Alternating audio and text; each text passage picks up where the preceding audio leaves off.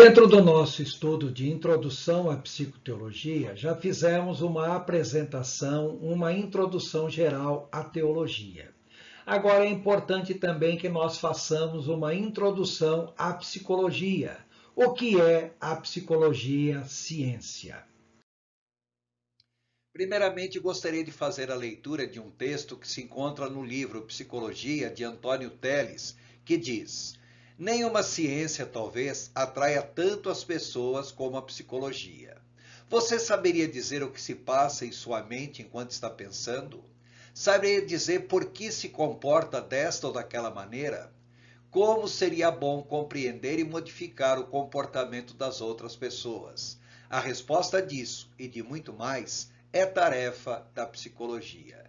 Realmente, a psicologia nos dá uma outra dimensão sobre o pensamento e sobre o comportamento humano. O que estuda a psicologia?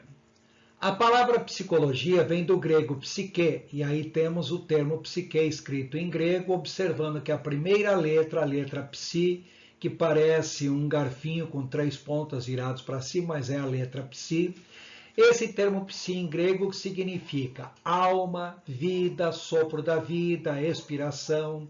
Também significa ser vivo, pessoa, significa ainda mente, entendimento, conhecimento, significa consciência, significa, por fim, sentimento, inclinação, caráter.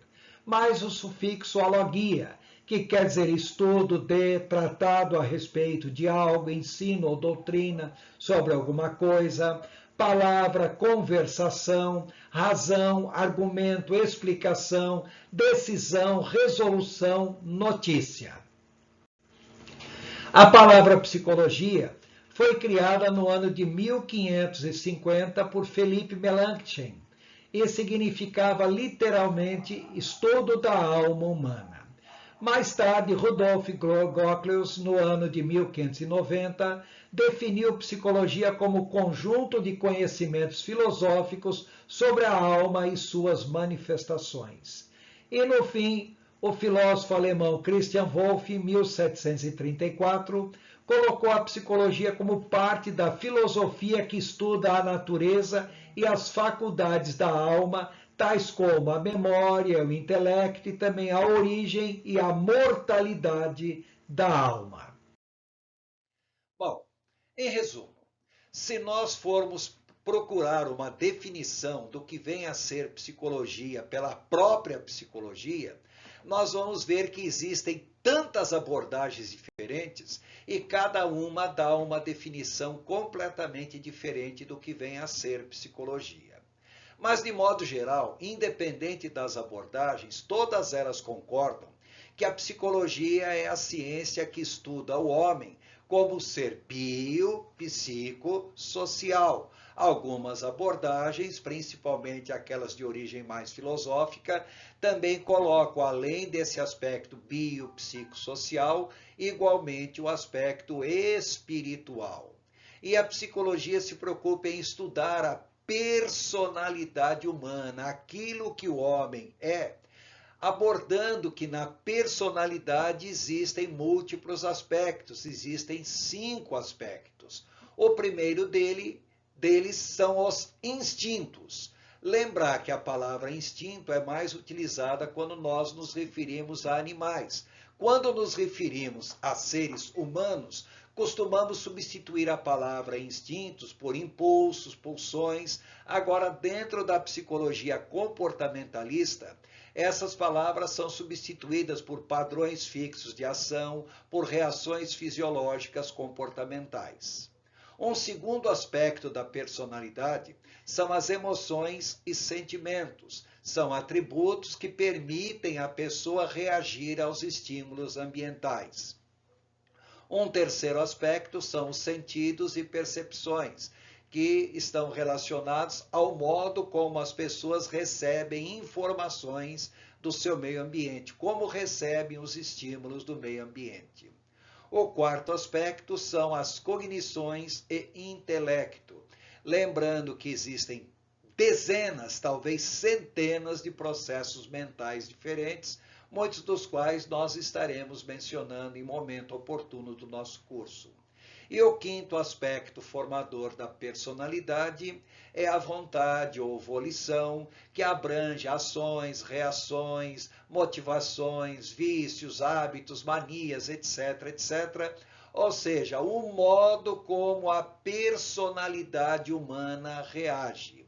Esse modo de reação da personalidade humana nós chamamos de maneira genérica de comportamentos. Quando os comportamentos são visíveis a um observador externo, são comportamentos explícitos. Quando não são visíveis a um observador externo, são chamados de implícitos. Bom, existem N definições de psicologia de acordo com a própria abordagem psicológica considerada.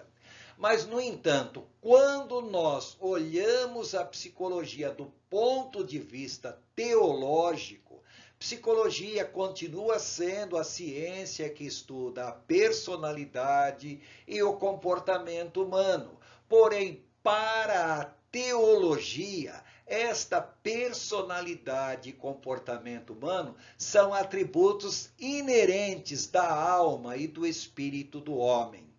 A teologia não ignora os aspectos psicológicos que a própria psicologia desenvolve, porém, destaca que todo comportamento humano é produto da própria alma humana. Vamos primeiramente falar a respeito da psicologia pré-científica. É importante observar que a palavra psicologia só surgiria no ano de 1550, graças ao trabalho de Philippe Melanchthon, durante a Reforma Protestante. No entanto, quando nós começamos a estudar o que vem a ser psicologia, nós temos que remontar à filosofia grega, pelo menos uns 7 séculos antes de Cristo. Para os filósofos gregos pré-socráticos, ou seja, anteriores ao século V, século IV a.C., a psicologia em si, ou a filosofia grega, no que se referia ao estudo da mente humana, ao estudo da alma humana, estava focada em como a mente humana, como a alma humana, recebe informações do meio ambiente. E para os filósofos gregos, eles criaram o conceito na época dos 5 sentidos, ou seja, as informações do meio ambiente chegam até nós através dos sentidos, através dos órgãos do sentido. Então, nós temos o sentido da visão nos olhos, o sentido da audição nos ouvidos, o sentido do tato na pele, nas mucosas, o sentido do olfato nas narinas e o sentido do paladar na língua, principalmente. Para os filósofos gregos, esses eram os 5 órgãos do sentido, essas eram as 5 sensações ou percepções do ser humano. Aí surge a figura do filósofo grego Sócrates. Sócrates também se preocupava com esse aspecto, as percepções humanas. Só que Sócrates foi um pouco além dos demais filósofos gregos da sua época. Ele entendia o ser humano como um animal racional, porque era dotado de razão. E entendia que os demais animais todos eram irracionais. Do ponto de vista de Sócrates, na época, a ideia não estava errada, não, estava certíssima. Hoje em dia, nós sabemos que muitos animais não são tão irracionais assim como nós pensamos, como é o caso do chimpanzé, do bonomo, do orangotango, do golfinho, também do polvo, do elefante. Mas para o conhecimento que Sócrates tinha na época, classificar todos os demais animais como irracionais era um ponto de vista bastante desenvolvido. Após Sócrates, surge a figura de Platão. Para Platão, além de tudo aquilo que foi estudado pelos filósofos anteriores, incluindo Sócrates, Platão tinha uma outra preocupação. A alma, a mente em si, ela está localizada onde no corpo? Em todo o corpo? Especificamente do sangue? Em algum órgão do corpo, como o coração? ou a mente humana está localizada na cabeça. Para Platão, o lugar da alma humana era a cabeça. O cérebro humano nada mais era do que um local onde a alma exercia a sua atividade. E a medula espinhal, ela servia simplesmente como elemento de ligação da alma com o corpo humano. Mais para frente surge Aristóteles. De todos os filósofos gregos, Aristóteles foi o maior de todos. Ele foi muito além dos demais filósofos da sua época. E do ponto de vista dele, a alma é muito mais do que a razão. A alma é a própria vida, é o princípio ativo da vida, sendo que a alma não está localizada em algum lugar específico do corpo. A alma habita em todo o corpo, comunicando vida ao corpo todo. O fato de que a alma, o principal atributo da alma é a razão, não significa que a alma esteja localizada pura e simplesmente na cabeça, no cérebro humano. Bom, após esses três grandes filósofos, Sócrates, Platão e Aristóteles, não surgiu nenhuma nova grande ideia a respeito do estudo da alma, a respeito da razão humana. Apenas no século II da era cristã, o médico romano de origem grega, Cláudio Galeno, ele entendia que a alma humana se subdividia em 4 almas diferentes e cada alma estava localizada dentro de um dos 4 ventrículos cerebrais.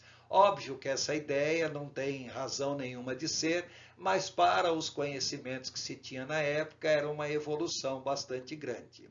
Após Cláudio Galeno, não houve nenhuma outra descoberta substancial, apenas a figura de Agostinho de Hipona no século IV, século V da era cristã, que entendia que a alma humana era um elemento de ligação entre Deus e o homem.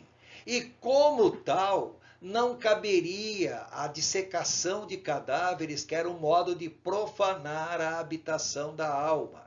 Com isso, a Igreja Católica, a partir de Agostinho de Hipona, proibiu os trabalhos de dissecação de cadáveres, mas isso, de qualquer modo, não alterou muito o conhecimento a respeito da alma humana durante toda a Idade Média. Apenas serviu para subordinar a alma humana à dominação da Igreja Católica. O estudo da alma humana sofreria uma grande alteração com a figura de René Descartes, médico francês do século XVI, início do século XVII. Lembrar que nessa ocasião já havia começado a Reforma Protestante, mas Descartes não tinha relação nenhuma com a Reforma Protestante em si. Para Descartes, a mente, a alma, é o que pensa. Em outras palavras, a alma humana ela se manifestava essencialmente através da mente, através do pensamento. Descartes entendia que a sede da mente, a sede da alma é a cabeça, mas a mente não é material e não ocupa lugar físico. A alma não ocupa lugar físico. Isso era muito importante porque ele entendia um dualismo entre corpo, a parte material, e alma, a parte imaterial. Lembrando que até essa ocasião a Igreja Católica proibia terminantemente a dissecação de cadáveres. E Descartes, pelo fato de que entender que havia um dualismo, uma separação entre corpo e mente, entre corpo e alma, a dissecação de cadáveres de maneira nenhuma estaria profanando a alma humana. O estudo de Descartes foi muito mais além. Para ele, o corpo era uma substância material, mecânico na sua ação, sujeito a todas as leis físicas. A mente influía no corpo e o corpo, influía na mente. Essa interferência se fazia num ponto do cérebro, a glândula pineal.